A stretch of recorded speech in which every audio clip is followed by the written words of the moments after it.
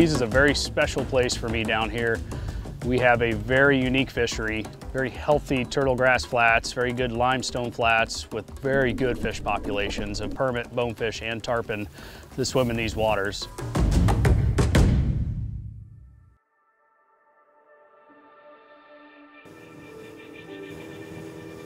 Although Belize has made progress by creating protected areas and improving fishery regulations, the challenges to conservation continue to mount. Healthy habitats and good water quality are important to the flats fishery and the coastal communities that depend on these resources to survive. If the loss of coastal habitats continues, as proposed by the Key, Rosario, and Blacador Key developments, communities will be unable to tackle conservation goals and sustain their economies and livelihoods. In Belize, there are several threats. The major ones are the habitats that bonefish, permit, and tarpon are facing. For example, there are several dredging projects and some projects that are claiming to do overwater structures. And overwater structures we mean by docks and rooms or cabanas, accommodations over those structures. And that is placing a major threat on the sites or the areas where anglers and bonefish guide, permit guides, they're guiding. So this is like their livelihood, they depend on it. The other major threat with the flats fisheries is that currently the resource managers are having constraints, which means that they're lacking economic resources and human resources to be able to properly manage other fisheries. In this case, the bee trap users are having their traps throughout the season sometimes. They don't check them all the time. And there are permit bonefish that we get reports that they die in the traps. So one of the ways that we can reduce that is to engage them in conservation projects. Reality is very sad because they are promoting that they're going to invest like $100 million, right? That's what they said. And the jobs that they will create, fine.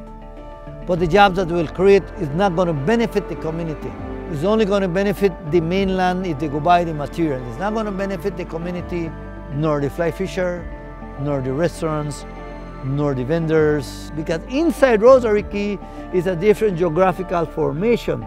Saline Lagoon, so it's a different water level from the outside to the inside. And they are filling it up by taking the sand from the shoreline, that is the bonefish recovery flat area, taking that sand and putting it into Rosary Key for a few dollars. I am a guide at Blue Bonefish Lodge, and I have been a guide for about 12 years.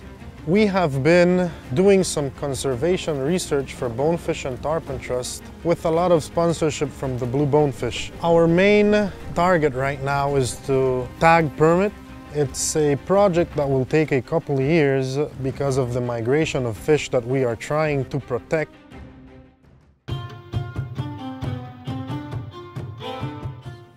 Yes, anglers can be very good stewards of our flats fishery. In other words, they can be individuals that can help support conservation actions. They can help with BTT by becoming members. Only through these memberships and also donations we're able to fund these projects. The other way how they can also help is that whenever they travel to different destinations, they would always and all the time show good practices, especially handling of bonefish, permit, and tarpon, which means that having them in the water all the time and then releasing them.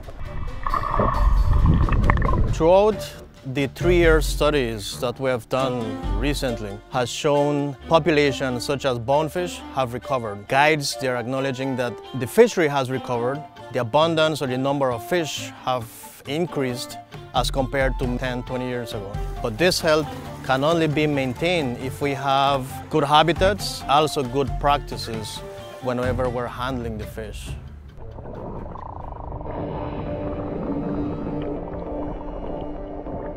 It's a wonderful place, and I wish to have my kids, my grandkids, to grow up and fish this same flats. And it's a beautiful area, and we're just trying our best to protect it. I think one of the unique things about our operation here is allowing our tourists from back home in the United States to come down and experience the flats fishery that we have to offer here in Belize. And when they're out on the water, they're able to go out and fish with our local guides that were born and raised on the water. So it's a very unique correlation, to allow our guests to experience firsthand what these guys were born and raised doing on the fishery here. And you won't get a better experience than coming down here in Belize and fishing with our guides.